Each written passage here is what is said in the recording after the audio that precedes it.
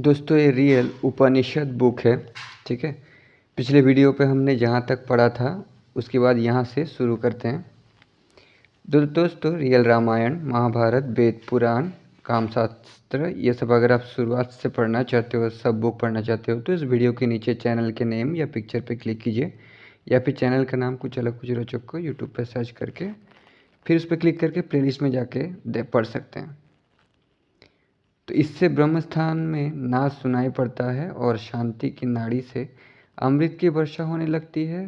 षट चक्र मंडल का भेदन होने से ज्ञान रूपी दीपक प्रकाशित हो जाता है। सर्वभूतों में स्थित परम देव का सदैव पूजन करें। वे आत्मरूप, अंधकार को मिटाने वाले, ज्ञान स्वरूप और व्याधि रहित है। उन सर्वव्यापी निरंजन के दिव्य स्वरूप का दर्शन करके हंस हंस का जप करें। प्राणियों की देह में स्थित प्राण और अपान की ग्रंथि को अजपा कहा जाता है। इससे नित्य प्रति 21,600 जप करता हुआ हंस सोह रूप हो जाता है। साधक को सदैव कुंडलिनी के पूर्व में अधोलिंग का, शिखा ध्यान में पश्चिम लिंग का और भ्रिकुटियों के मध्य में ज्योतिर्लिंग का ध्यान करना चाहिए। मैं अच्युत हूँ, मैं अचिंत हूँ, मैं तर्क से बाहर हूँ, मैं अजम्मा हूँ, मैं वर्ण रहित हूँ, मैं काया से रहित हूँ, मैं अंगों से और भय से रहित हूँ, मैं असक्त हूँ, अरूप हूँ, स्पर्श से परे हूँ, अद्वैत हूँ, रस से रहित, गंध रहित और अनादि अमृत रूप हूँ। मैं अक्षय हूँ, लिंग रहित हूँ, अजर हूँ, कला रहित हूँ, अप्राण हूँ, अमुक अचिंत्य और अक्रिय हूँ। मैं अंतर्यामी हूँ, अगाध्य पकड़ने में न आने वाला हूँ। मैं निर्देश और लक्षण से रहित हूँ।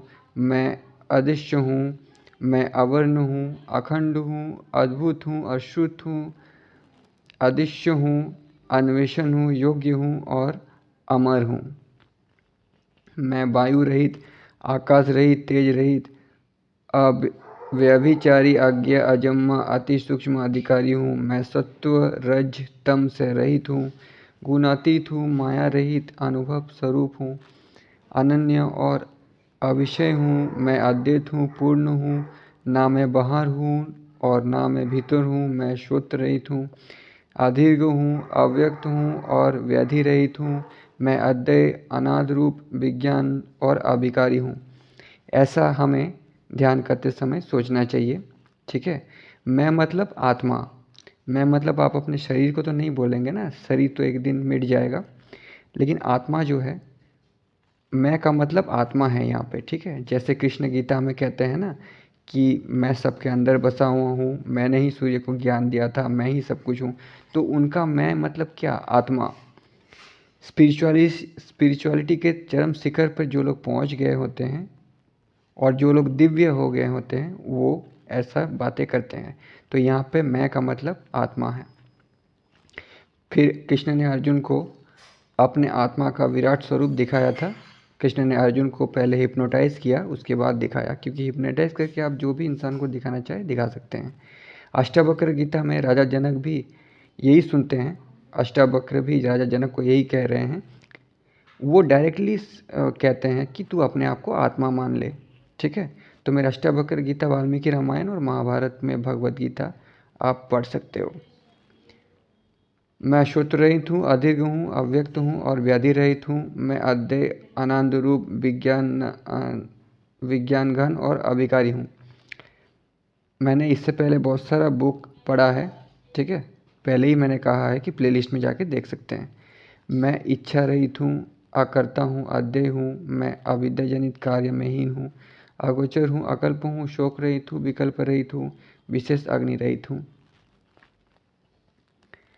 यदि मध्य और अंत से रहित हूँ, आकाश से सदस्य हूँ, मैं आत्मचिंतन रूप हूँ, आनंद चेतन धन हूँ, मैं आनंदामृत रूप हूँ, आत्मा संगीत हूँ, अंतर हूँ, आत्मा काम हूँ और आकाश में परमात्मा परमेश्वर स्वरूप हूँ। शिव पुराण में भी शिव जी यही कह रहे हैं कि आत्मा की पूजा करो। आप मेरे रियल शिव पुराण के वीडियोस भी देख सकते हैं। मैं ईशान हूँ, पूज्य हूँ, उत्तम पुरुष हूँ, उत्कृष्टा हूँ, उपदृष्टा हूँ और पर से भी परे हूँ। मैं केवल कवि हूँ, कर्माध्यक्ष हूँ, कारण का अधिपति हूँ। मैं गुप्त आश्रय हूँ, गुप्त रखने वाला हूँ और नेत्र का नेत्र हूँ। मैं चिदानंद हूँ, चेतना देने वाला हूँ, चिदघन और चिन्मय हूँ और ज्योतिर्मय हूँ और ज्योतियों में श्रेष्ठ ज्योति मैं हूँ। मैं अंधकार में साक्षी रूप, तुर्य का भी तुर्य, अंधकार से परे दिव्य देव स्वरूप, दुर्धर्ष और दृष्टि का आधार ध्रुव हूँ। मैं नित्य निर्दोष, निष्क्रिय, निरंजन, निर्मल, निर्विकल्प, निराख्यात और निश्चल हूँ। मैं निर्विकार, सदैव पवित्र, निर्गुण, निष्क्रिय, इंद्रिय से रहित, नियंता, निरपेक्ष और निष्कल हूँ। मैं परमात्मा पुरुष, परम पुराण, परावर, प्राज्ञ और प्रपंच का उपशम करने वाला हूँ। मैं परामृत एवं पुरातन पूर्ण प्रभु हूँ, पूर्णानंद एवं एक बोध रूप तथा एक रस रूप हूँ। मैं प्रज्ञाता, प्रशांत, प्रकाश रूप परमेश्वर हूँ। द्वैत और अद्वैत से भिन्न मैं ही एक चिंतन करने योग्य हूँ। मैं बुद्ध हूँ, भूतकाल, प्रकाश स्वरूप भगवान महाज्ञेय तथा महान परमेश्वर मैं ही हूँ। मैं विमुक्त, विभु, श्रेष्ठ, विश्वनर व वासुदेव हूँ और विश्व के चक्षु स्वरूप हूँ। मैं विश्व से अधिक हूँ। मैं विश्व का कर्ता, विशद विष्णु हूँ। मैं शुद्ध शांत रूप हूँ, शाश्वत हूँ। देखिए यहाँ पे फिर वही लिखा हुआ है जो कृष्ण गीता में कहते हैं ना, और शिव हूँ। मैं सब भूतों का अंतरात्मा हूँ, सनातन हूँ, क्योंकि मैं आत्मा हूँ। आत्मा ही सब कुछ है। मैं अपनी महिमा में स्थित होकर सदैव प्रकाशमान हूँ। मैं सबका अंतर ज्योति स्वरूप और सबका अधिपति हूँ। समस्त भूत मुझ में ही रहते हैं। मैं सर्वव्यापी, सबका सम्राट हूँ। मैं ही सबका साक्षी, सर्वात्मा, सब भूतों का गुह आश्रय हूँ। मैं सब इंद्रियों के गुणों का प्रकाशक हूँ और सब इंद्रियों से रहित भी हूँ। मैं 3 स्थान से परे हूँ, सब पर अनुग्रह करने वाला हूँ। मैं ही सबका प्रोमास्पद, सच्चिदानंदन, पूर्णात्मा हूँ। मैं सच्चिदानंदन मात्र हूँ और स्वयं प्रकाशमान, चेतन, धन रूप हूँ। मैं सत्य स्वरूप, सन्मात्र सिद्धि और सर्वात्मा हूँ। सबका आधार रूप, सत्य स्वरूप, स्वात्मा के बंधन को हरने वाला, सबको ग्रसने वाला, सबको देखने वाला और सबका अनुभव रूप हूँ। जो इस प्रकार तत्व का ज्ञाता है वही पुरुष कहा जाता है। ऐसा ये उपनिषद है। ब्रह्म विद्या उपनिषद समाप्त हुआ। अब नेक्स्ट उपनिषद शुरू हो रहा है, खुरी का उपनिषद। ब्रह्म हम दोनों गुरु शिष्यों का साथी, भला करो हमारा दोनों का साथी पालन करो। हम दोनों साथी पराक्रम करें, हमारी दोनों की विद्या शुद्धि तेजस्वी हो, हम किसी से द्वेष ना करें। ओम शांति। योग की सिद्धि के लिए धारण रूप खुरिका अर्थात छुरी को मैं यहाँ बतलाता हूँ, जिसको प्राप्त करके योग युक्त होने वाले का पुनर्जन्म नहीं होता।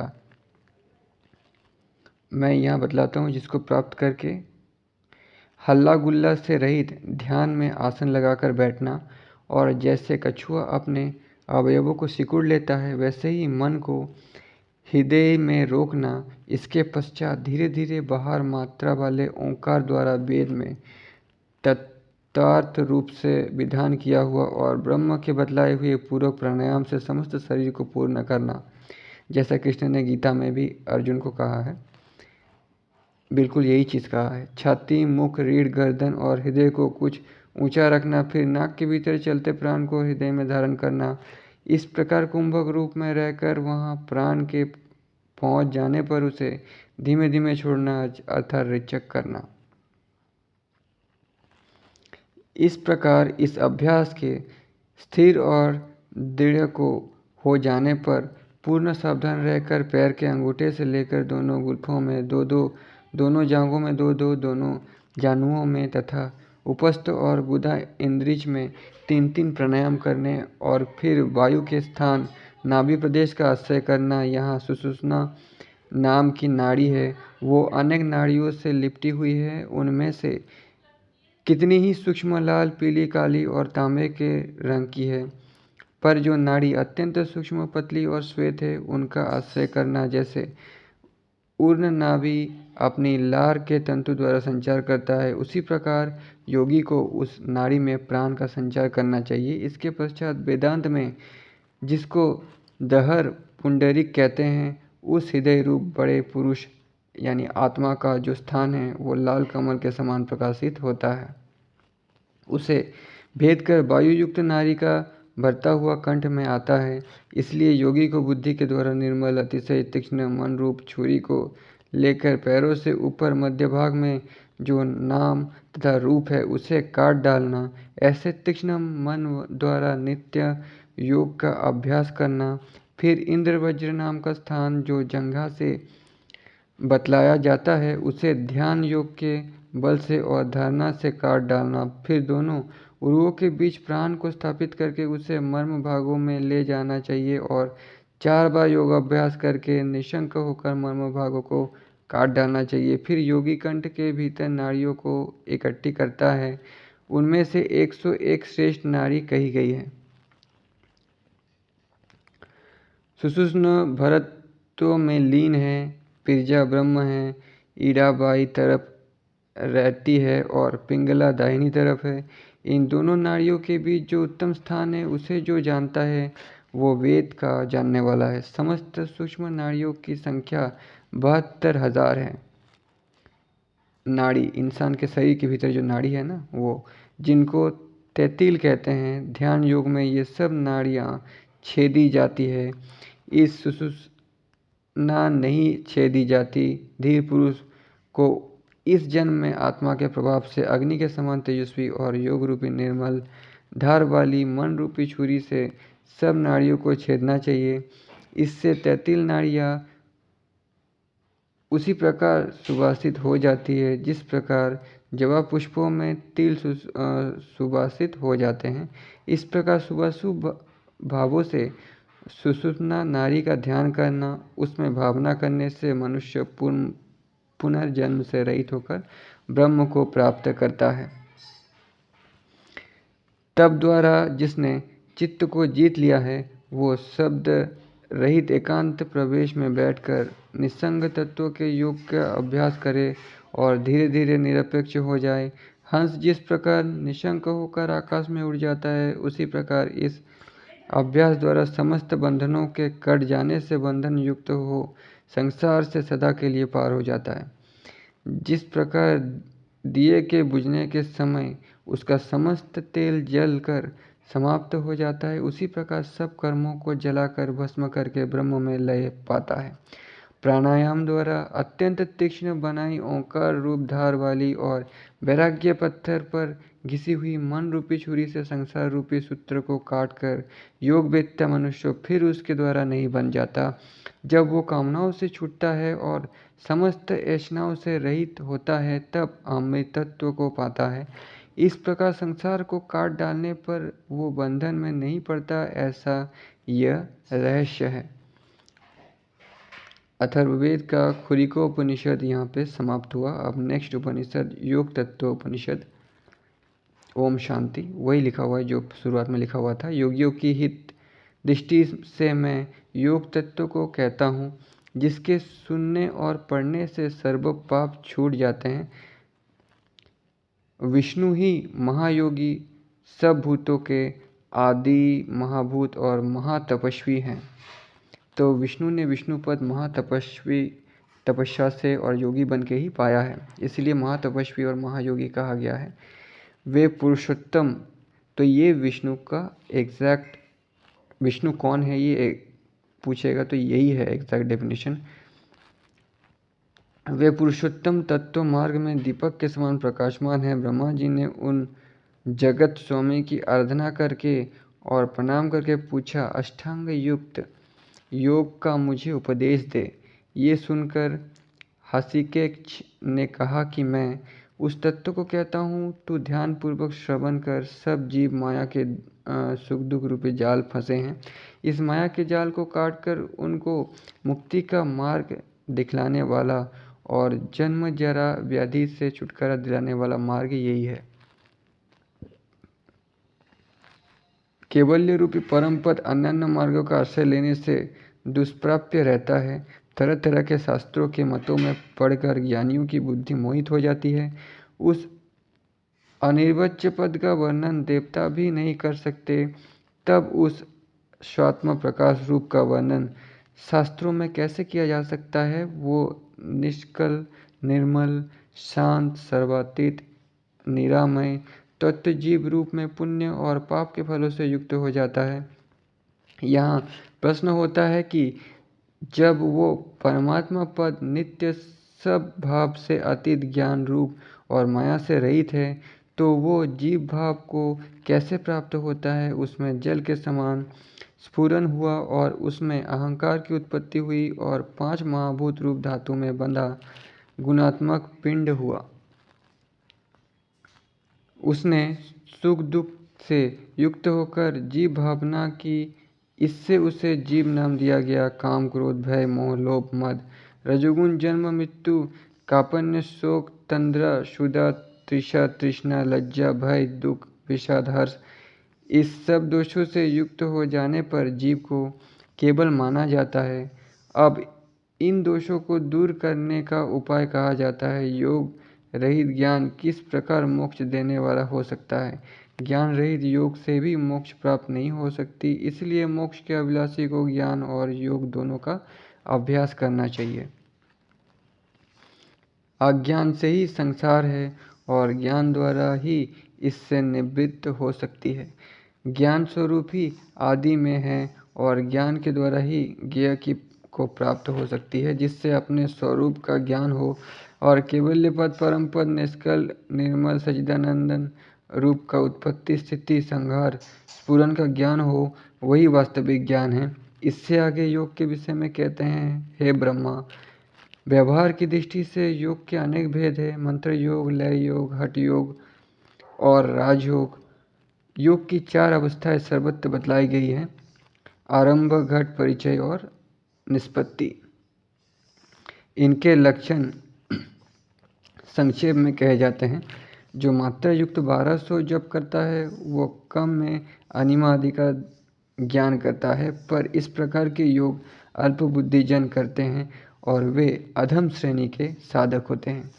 चित्त का लय योग वो बहुत तरह का कहा गया है। चलते फिरते सोते खाते निष्कल परमात्मा का ध्यान करते रहें, ये तो लय योग है। अब हठ योग को सुनो।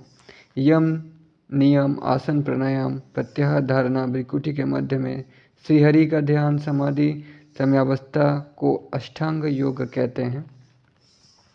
महामुद्रा, महाबंध, महावेद, खेचरी, जालंधर बंध, उड्डीयान, मूलबंध, दीर्घ प्रणव संधान, परम सिद्धांत का श्रवण, वज्रोली, अमरोली, सहजोली, ये 3 मुद्राएं हैं।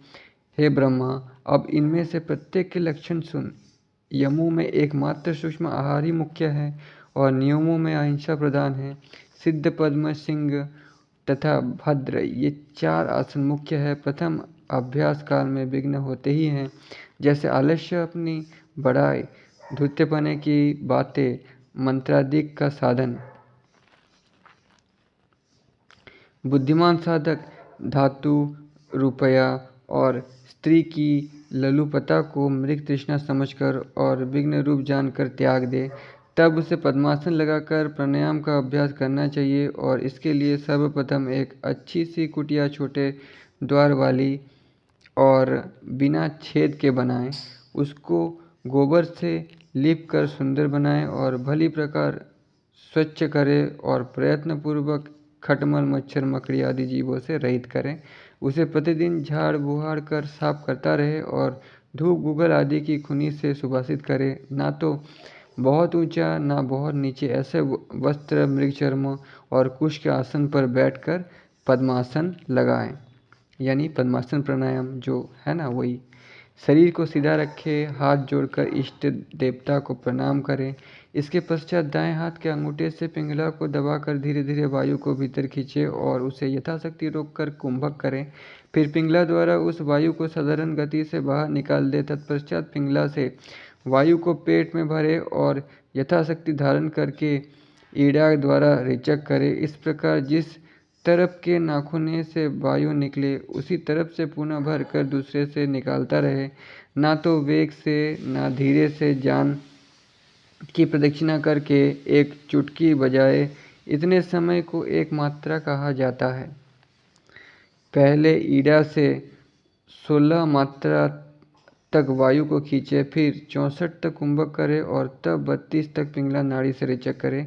इसके बाद दूसरी बार पिंगला से वायु खींचकर पूर्ववत क्रिया करें। प्रातः, दोपहर, संध्या और आधी रात के समय 4 बार से शनि शनि 80 कुंभक तक का अभ्यास बढ़ाएं। इस प्रकार 3 माह तक अभ्यास करने से नाड़ी शुद्धि हो जाती है और ऐसा होने से उसके चिन्ह भी योगी की देह में दिखलाई देने लगते हैं। वे इस प्रकार है कि शरीर के हल्कापन जान पड़ता है और जठराग्नि तीव्र हो जाती है, शरीर भी निश्चित रूप से कृश हो जाता है।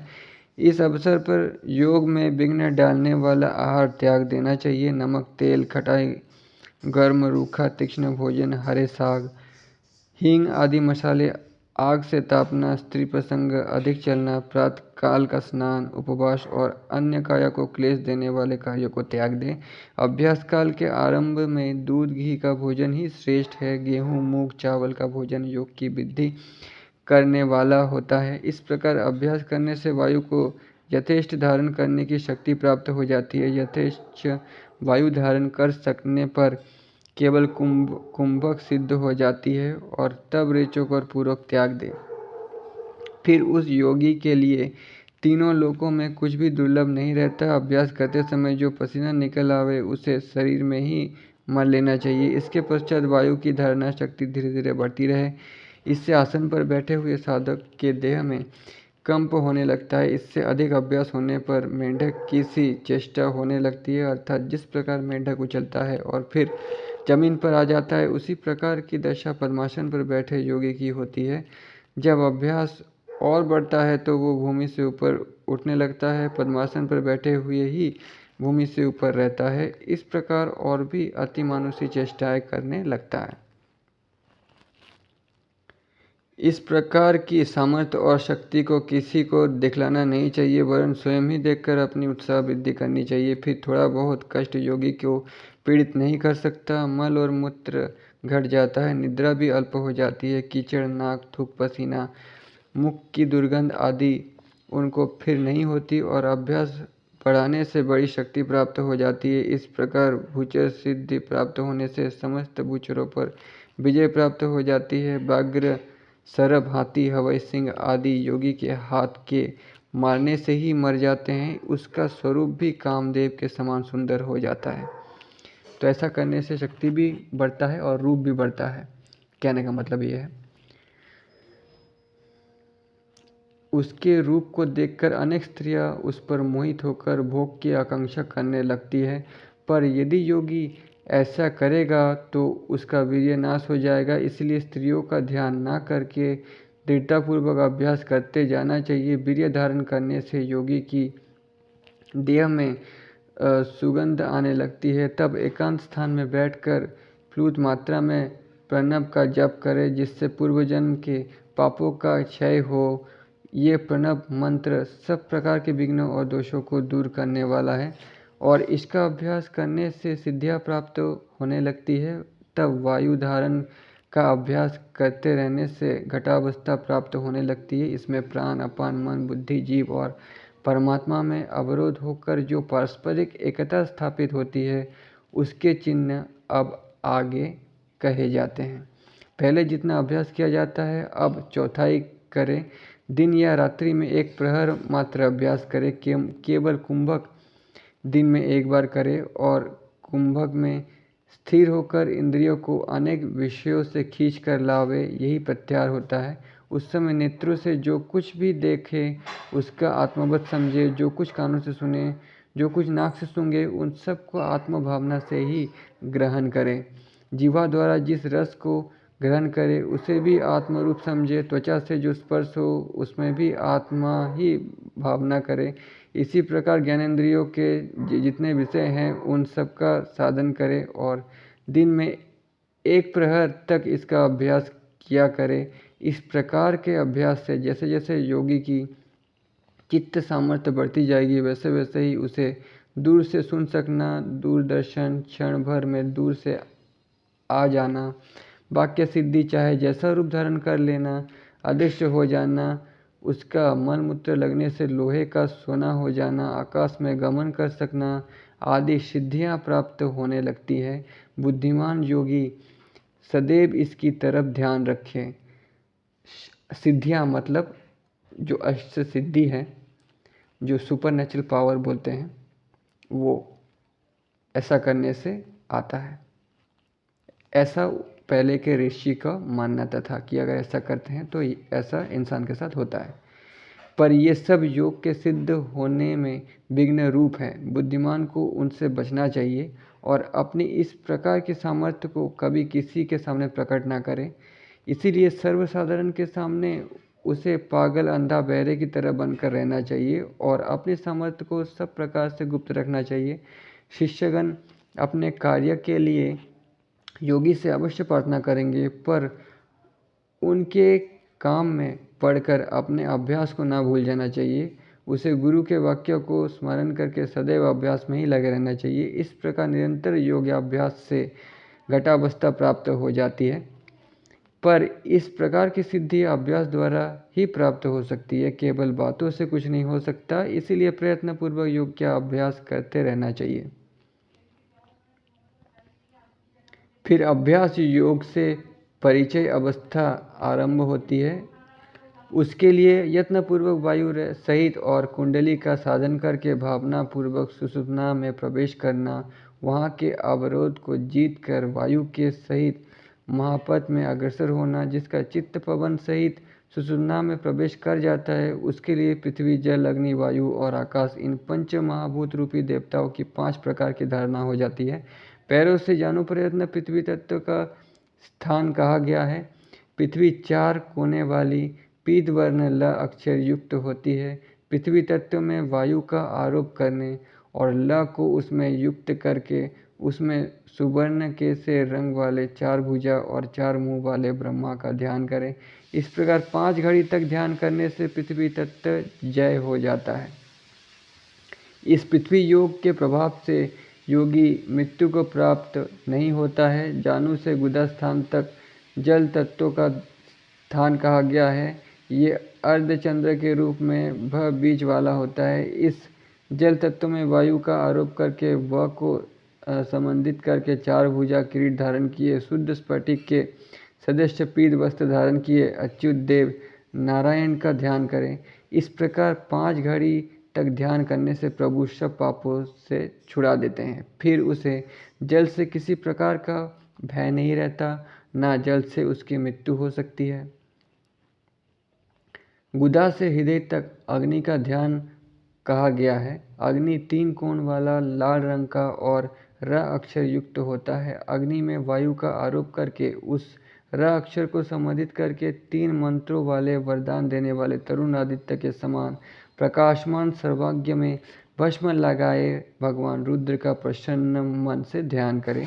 5 घड़ी ऐसा ध्यान करने से वो अग्नि से नहीं जलाया जा सकता। अगर वो प्रज्वलित अग्नि में भी चला जाए तो भी नहीं जलता। हृदय से भृकुटियों तक वायु का स्थान कहा गया है। ये 6 कोण के आधार वाला कृष्ण वर्ण यह अक्षर युक्त होता है। मरुत स्थान में यह अक्षर के सहित विश्वोत्तमुख सर्वज्ञ ईश्वर का ध्यान करें। इस प्रकार 5 घड़ी तक ध्यान करने से वायु के समान आकाश में जाने वाला हो जाता है। उस योगी को वायु का कुछ भय नहीं रहता और ना वो वायु से मरता है। भृकुटी से मूर्धान्ह तक आकाश का ध्यान कहा गया है। व्योम वृत्ताकार धूम्र वर्ण का और ह अक्षर से प्रकाशित है। आकाश तत्व में वायु का आरोप करके शंकर भगवान जो विष्णु रूप महादेव हैं, व्योम के आकार में सदाशिव शुद्ध स्फटिक के समान निर्मल है। बाल चंद्रमा को मस्तक में धारण किए हैं। 5 मुख वाले सौम्य 10 भुजा और 3 नेत्र युक्त सब प्रकार के अस्त्र शस्त्रों को लिए हुए, सब प्रकार के आभूषणों से भूषित पार्वती के अर्धांग वर देने वाले सर्वज्ञ रंगों के कारण हैं। उनकी धारणा आकाश में करने से निश्चय ही आकाश गमन की शक्ति प्राप्त होती है। इससे साधक कहीं भी रहता हुआ अत्यंत सुख प्राप्त करता है। इस प्रकार विलक्षण बुद्धि का योगी 5 प्रकार की धारणा करे। इससे उसका शरीर दृढ़ हो जाता है और मृत्यु का भय जाता रहता है और वो ब्रह्म प्रलय होने पर भी दुख नहीं होता। 6 घड़ी तक इस प्रकार वायु को रोकते हुए आकाश में इष्ट सिद्धिदाता देवताओं का ध्यान करें। सद्गुण रूप से ध्यान करने पर अनिमा आदि सिद्धियां प्राप्त होती है और निर्गुण ध्यान करने से समाधि की प्राप्ति होती है। योग क्या ज्ञाता 12 दिन में ही समाधि को सिद्ध करके जीव उन्मुक्त हो जाता है। समाधि की जीवात्मा और परमात्मा की समान अवस्था हो जाती है। उसमें अगर अपनी देह छोड़ने की इच्छा हो तो उसे छोड़ा जा सकता है। मतलब स्टेज में पहुंचने से, योग के स्टेज तक पहुंचने से ऐसा कर सकते हैं। इस प्रकार जो परब्रह्म में लय हो जाता है उसे फिर जन्म नहीं लेना पड़ता। यदि उसे शरीर प्रिय हो तो वो शरीर में ही स्थित रहकर अन्मादी सिद्धियों से युक्त सब लोकों में विहार कर सकता है और चाहे तो कभी भी स्वर्ग में देवता भी हो सकता है। वो अपनी इच्छा से मनुष्य अथवा यक्ष बन सकता है और सिंह, व्याघ्र, हाथी, घोड़ा आदि बहुत से रूपों को ग्रहण कर सकता है। यही अष्ट सिद्धियां मिल जाती है, सुपर नेचुरल पावर मिल जाता है। योगी महेश्वर जैसे नारद को मिला था ना, योगी महेश्वर पद प्राप्त कर लेने पर इच्छानुसार व्यवहार कर सकता है। ये भेद केवल अभ्यास का है। फल की दृष्टि से दोनों समान ही है। बाएं पैर की एड़ी से योनि स्थान को दबाकर और दाएं पैर को फैलाकर उसके अंगूठे को दोनों हाथों से दृढ़तापूर्वक पकड़ ले। थोड़ी की छाती से लगाकर वायु को भीतर भरकर और यथाशक्ति कुंभक करके रोचक द्वारा वायु निकाल दे। इस अभ्यास को बाएं अंग से करने के पश्चात दाएं से करें, अर्थात जो पैर फैलाया हुआ था उसको योनि स्थान पर लगाएं। इसको महाबंध कहते हैं और इसका दोनों प्रकार से अभ्यास किया जाता है। महाबंध करने वाले योगी को एकाग्र होकर कंठ मुद्रा द्वारा वायु की गति का विरोध करके दोनों नासा रंध्रों यानी नाक के रंध्रों को संकुचन करने से वायु शीघ्र भर जाती है। मतलब सांस लेने से। सिद्ध योगी गण इस महावेद का सदैव अभ्यास करते हैं। अब खेचरी मुद्रा को कहते हैं कि जीवा को लौटकर कपाल कुहर में लगा दें और दोनों भ्रुकुटियों में दृष्टि को जमाएं। कंठ को सिकुड़कर दृढ़तापूर्वक छाती पर रखने से जालंधर बंद होते हैं और जो मृत्यु रूपी हाथी के लिए सिंह के समान है, इससे बंधा हुआ प्राण सुषुम्ना में उठ जाता है। इसको योगी उड्डीयान बंद कहते हैं। एड़ी द्वारा योनि स्थान को अच्छी तरह दबाकर भीतर की तरफ खींचे। इस प्रकार अपान को ऊपर की तरफ उठाना योनि बंद कहा जाता है। इस विधि से प्राण, अपान, नाद और बिंदु में मूल बंध द्वारा एकता प्राप्त होती है और यह निस्संदेह योग सिद्ध कराने वाला है। अब विपरीत करनी मुद्रा को कहते हैं जो सर्वव्याधि विनाशिनी है। यह मुद्रा अभ्यास करने से साधक की जठराग्नि को बढ़ाती है, जिससे साधक अधिक आहार को पचा सकता है। यदि वो थोड़ा आहार करेगा तो अग्नि तुरंत ही देह का नाश करने लगेगी। इस मुद्रा के लिए प्रथम दिन क्षण भर के लिए नीचे सिर करके ऊपर को पैर करें। इसके बाद प्रतिदिन क्षण क्षण भर अभ्यास बढ़ता रहे तो 6 महीने में शरीर की झुर्रियों और केशों की श्वेतता मिट जाएगी। मतलब शीर्षासन।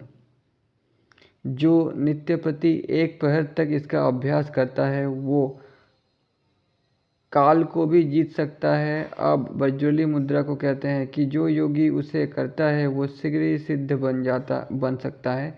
जो इसका अभ्यास कर लेता है तो योग की सिद्धि उसके हाथ में ही समझो।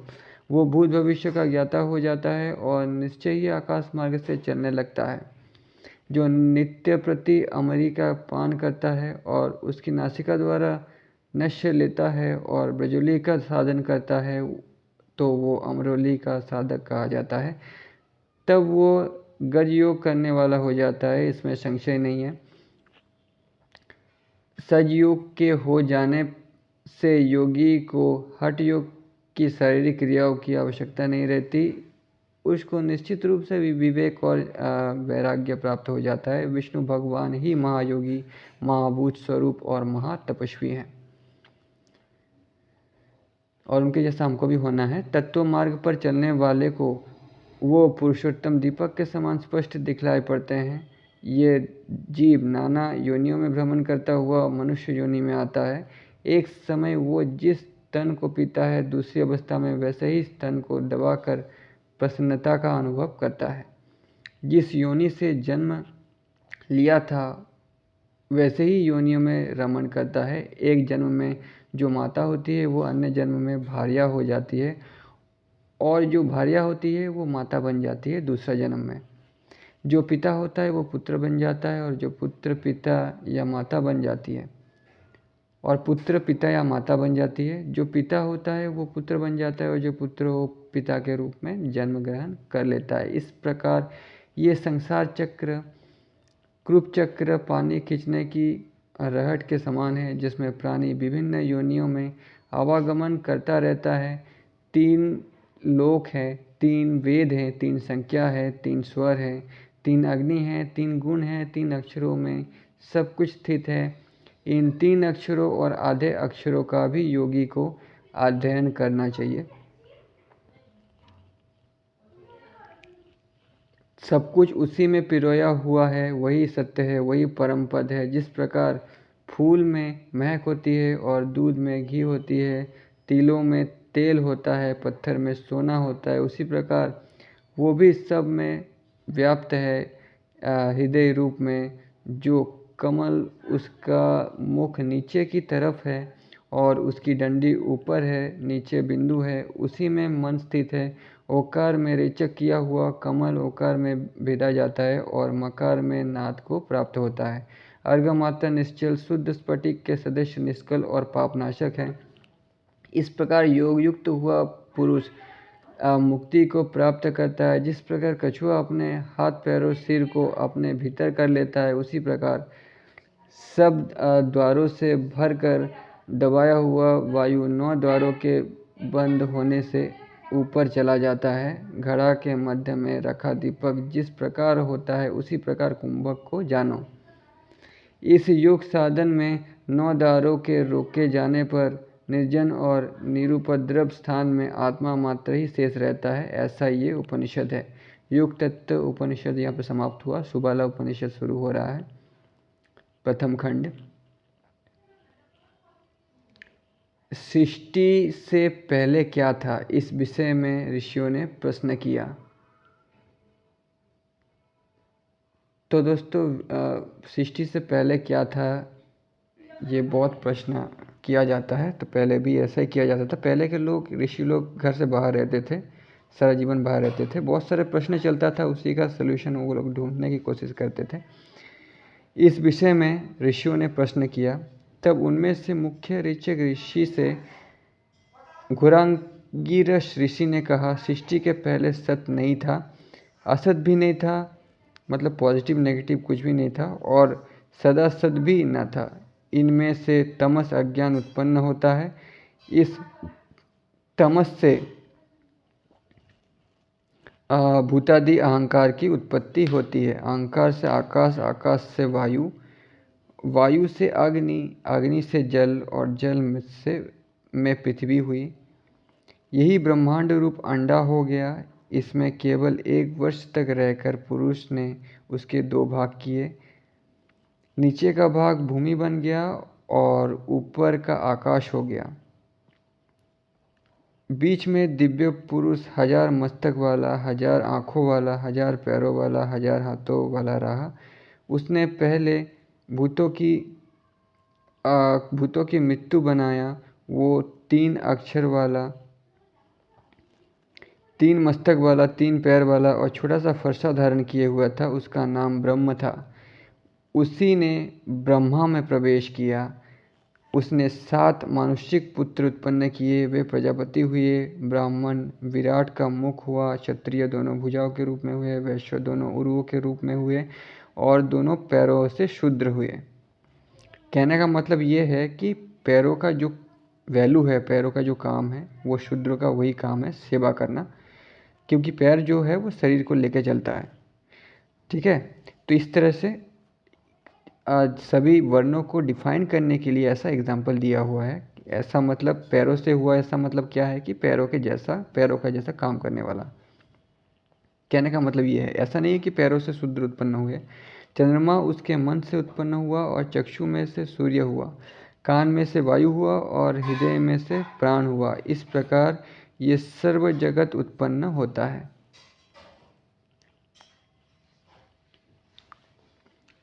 इस विराट के अपान में से भील, यक्ष, राक्षस और गंधर्व हुए, हड्डियों में से पर्वत हुए, रोम में से औषधियाँ और वनस्पतियाँ हुई और ललाट में से क्रोध द्वारा रुद्र उत्पन्न हुआ।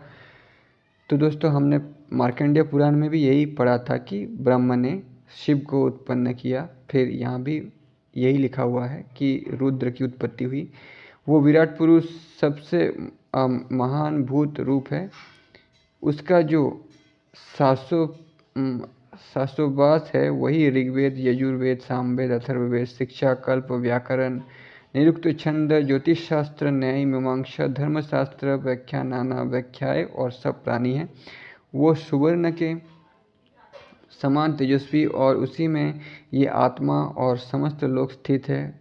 उसने अपने स्वरूप के 2 विभाग किए, आधे से स्त्री और आधे से पुरुष हुआ। उसने देव होकर देवों को बनाया, ऋषि होकर ऋषियों को बनाया। इसी प्रकार यक्ष, राक्षस, गंधर्व तथा बस्ती और जंगल में रहने वाले पशुओं को बनाया। उनमें कोई गाय हुई, कोई बैल हुआ, कोई घोड़ी हुई, कोई घोड़ा हुआ, कोई गधी हुई, कोई गधा हुआ, कोई सबका पोषण करने वाली हुई, कोई सबका पोषण करने वाला हुआ। फिर अंत में ये पुरुष अग्नि रूप होकर सबको जला डालता है। उस समय पृथ्वी जल में लय हो जाती है, जल तेज में लय हो जाता है, तेज वायु में लय होता है, वायु आकाश में लय हो जाती है, आकाश इंद्रियों में लय हो जाता है, इंद्रिया तन्मात्रा में लय हो जाती है, तन्मात्रा अहंकार में लय हो जाता है, अहंकार महत्व में लय होता है, महत्व प्रकृति में लय हो जाता है, प्रकृति अक्षर में लय हो जाती है, अक्षर तमस अज्ञान में लय हो जाता है और तमस परमदेव परमात्मा में एक रूप हो जाता है। उसके पीछे सत नहीं रहता, असत नहीं रहता और सत असत दोनों रहते। यही निर्वाण मोक्ष का उपदेश है, यही वेद की शिक्षा है और ऐसी वेद की सीख है। अथवा प्रथम सृष्टि के पूर्व ये जगत असत था, उससे आत्मा का जन्म नहीं हुआ है, उत्पन्न नहीं हुई है, प्रतिष्ठा नहीं पाई है। वो आत्मा शब्द रहित, स्पर्श रहित, रूप रहित, रस रहित, गंध रहित, निर्विकार है, ना तो बड़ा ना बहुत विस्तार युक्त है। वह अजन्मा है, ऐसा जानकर धीर पुरुष शोक नहीं करते। फिर यह आत्मा प्राण बिना, मुख रहित, कान रहित, वाणी रहित, मन रहित, तेज रहित, चक्षु रहित, बिना काम का, बिना गोत्र का, बिना माथे का, बिना हाथ पैर का, बिना आकाश का, बिना रक्त का है। इसका कोई प्रमाण नहीं दिया जा सकता। ये ना लंबा है, ना मोटा है, ना सूक्ष्म है, ना छोटा है, इसका पार नहीं है। इसका बता सकना असंभव है। ये ढका हुआ नहीं है, इसके नियम में तर्क नहीं किया जा सकता, इसे प्रकाशित नहीं किया जा सकता। ये ना संकीर्ण है, ना भीतर का है, ना बाहर का। वो कुछ खाता नहीं है और ना कोई उसे खाता है। इसे तो सत्य, दान, तप, अनशन, ब्रह्मचर्य, अखंड वैराग्य, इन 6 साधनों से ही जानना चाहिए। इसी प्रकार दम, इंद्रिय निग्रह, दान और दया, इन तीनों की तरफ दृष्टि रखनी चाहिए। जो पुरुष ऐसा समझता है उसका प्राण ऊंचा अंतर्गति में नहीं जाता, वरन इस आत्म तत्व में ही लीन हो जाता है और वो ब्रह्म स्वरूप होकर ब्रह्म को प्राप्त कर लेता है।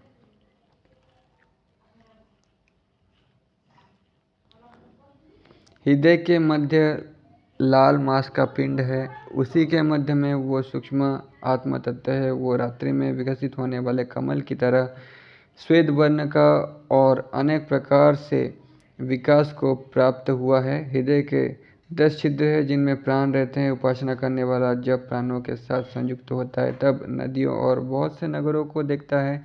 जब ध्यान के साथ संयुक्त होता है तब देवता और ऋषियों को देखता है। जब अपान के साथ संयुक्त होता है तब यक्ष राक्षस तथा गंधर्वों को देखता है। जब उदान के साथ संयुक्त होता है तब देवों को, देवताओं को, कार्तिक स्वामी और जयंत देव को देखता है। जब समान के साथ संयुक्त होता है तब वो देवताओं और धन को देखता है। जब वैरव के साथ संयुक्त होता है तब भूतकाल में देखता है। खाया हुआ, नहीं खाया हुआ, सत और असत सब दृष्टिगोचर होता है। अब इस हृदय की 10-10 नाड़ियाँ हैं। उन नाड़ियों में से प्रत्येक की इतनी शाखाएं हैं। इस प्रकार हजारों नाड़ियाँ होती है जिनमें आत्मा शयन करता है तथा शब्दों की क्रिया करता है। अब जो दूसरा कोश है उसमें जब आत्मा शयन करता है तब इस लोक और परलोक को देखता है, और जब शब्दों को जानता है तब उसे सप्रसाद कहा जाता है। प्राण शरीर की रक्षा करता है। ये जो नाड़ियाँ हैं वे भूरे, नीले, पीले, लाल और सफ़ेद रक्त से भरा है। इस शरीर में जो सूक्ष्म हृदय कमल है वो रात्रि के विकसित होने वाले के समान श्वेत रंग का है।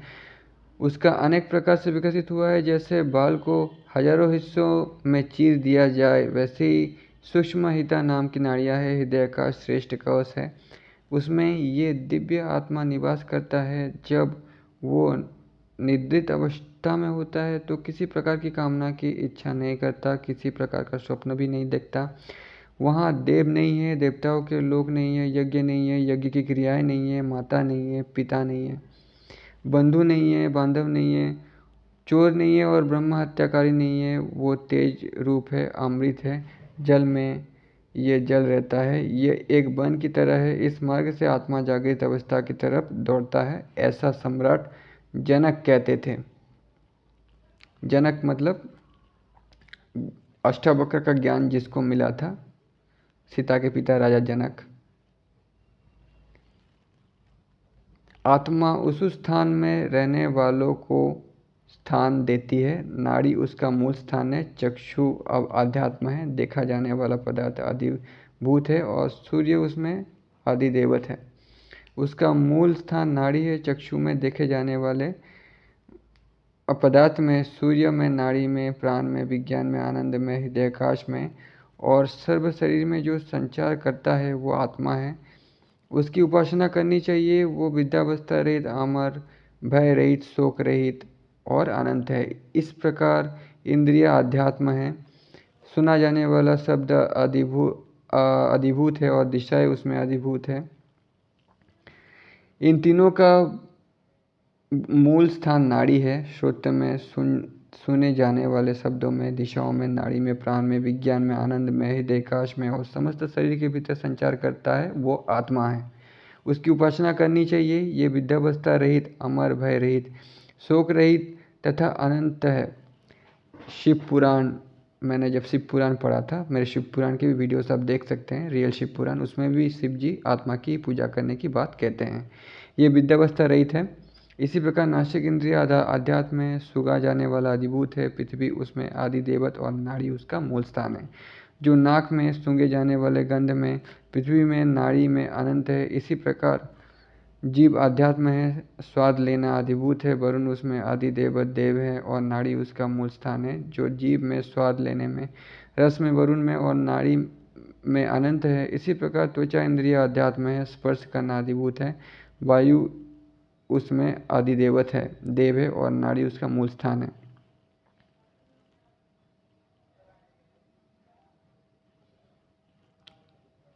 जो त्वचा इंद्रिय में स्पर्श किए पदार्थ में, वायु में, नाड़ी में अनंत है।